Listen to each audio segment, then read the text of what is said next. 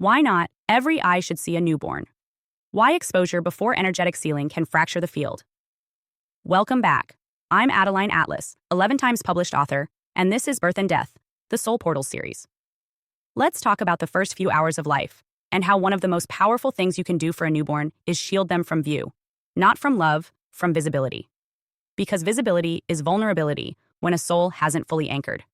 This isn't about superstition. This is about frequency. This is about programming. And this is about protecting what is still spiritually forming. In ancient spiritual systems, a newborn wasn't passed around or photographed or paraded in front of strangers. They were veiled, kept close to the mother, held only by the initiated. Why? Because the energetic field of a newborn is open, and open means accessible. What's accessed in those early days becomes part of the blueprint. Every glance, every photo, every projection enters the field. We live in a world that documents everything. Births are live-streamed, names are posted, photos go online before the mother has even finished bleeding. And while the intention may be joy, what's happening spiritually is exposure before sealing. You wouldn't eat fruit before it ripens. You wouldn't break open a seed before it sprouts. But we do it to newborns all the time. The field hasn't closed, and yet we hand them over to devices, to relatives, to hospital staff. Spiritually speaking, it's a breach. The eyes are transmitters. And more than that, they are activators. This is why in nearly every esoteric tradition, eye contact was reserved for moments of power. A look can bless. A look can curse. A look can implant. And when a baby is looked at by someone with unresolved grief, envy, trauma, or instability, that frequency enters the aura. Not because the person is evil, but because the field is open and energy moves fast. Let's go deeper. In metaphysical law, to witness something is to interact with it. Observation is not passive. It shapes the observed. Think about quantum physics. The observer effect proves that particles behave differently when they're being watched. This isn't philosophy, it's physics. Now apply that to a soul. If a quantum particle can be altered by attention, what do you think happens to a freshly arrived soul when they're viewed by thousands through a digital lens before they've even found their body? This is why ancient systems guarded the newborn. In traditional birth customs, the baby was wrapped and covered, often with natural cloths imbued with sacred herbs. Visitors were not allowed for 7, 14, even 40 days. Only those who carried spiritual authority, elders, midwives, chosen witnesses, were permitted to make eye contact or speak over the child. It wasn't isolation, it was integration. Because to look is to access, and to access without reverence is intrusion. Now let's talk about the modern consequences of overexposure. Babies with chronic anxiety from early overstimulation. Children with hypersensitivity to attention and screen presence. Adults who grew up without boundaries around their energy, constantly feeling watched, analyzed, or drained, because their field was never closed. So, what do you do? If you're pregnant or holding space for a newborn, limit early visitors. Keep the baby close, covered, and undisturbed for at least the first 7 days. Delay posting any photos online until a sealing ritual has been done. If someone must visit, ask them to remain quiet, reverent, and to avoid direct eye contact until invited. If you've already posted or exposed your child, don't panic. Energy can always be recalled. Hold your baby. Place your hand over their head. Speak out loud. You are not for display. Your light is not public property. I call back any part of your soul accessed without consent. You are sealed. You are safe. You are sovereign.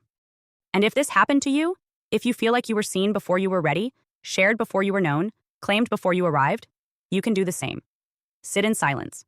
Place your hand over your eyes. Say, every gaze that fractured my field, I release. Every eye that accessed my light without permission, I revoke. I call my image back to me. I am no longer watched. I am witnessed only in truth. Because there is a difference between being seen and being scanned. And there is a difference between being held and being accessed. Your child is not content. Your face is not a file. And no one, not even with love, has the right to see a soul before it seals. So pause. Protect. Delay the photo. Delay the name. Delay the gaze. Because not every eye is neutral. And not every gaze is safe. Shield first, share later. That's the new spiritual protocol in an age that forgot the power of seeing. Welcome back. I'm Adeline Atlas, 11 times published author, and this is the Soul series, where we go beyond the surface of self-help, beyond the noise of the mind, and straight to the intelligence of the soul. This is not a motivational series. This is a remembrance. A return to the part of you that never forgot why you came here, even when the world tried to make you forget. If you've been searching for your purpose, your clarity, your power, not just on paper, but on a soul level, this is the series that delivers it. We're not playing small here. This is spiritual science meets divine design, a roadmap for awakening, alignment, and mission. Here's what's inside. Soul Game. Discover your purpose by design.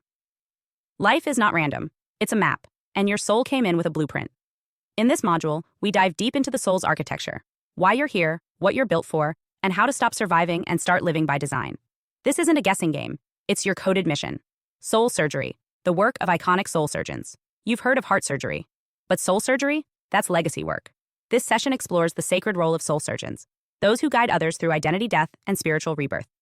We break down how true soul-level transformation happens and why it's the most powerful healing work on earth. Soul portals, life, death, and iconic transitional moments. Every soul enters and exits through a portal, but most people miss it.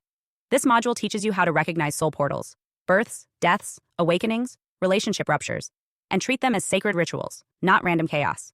This is where real magic lives. In the thresholds, miracles are real.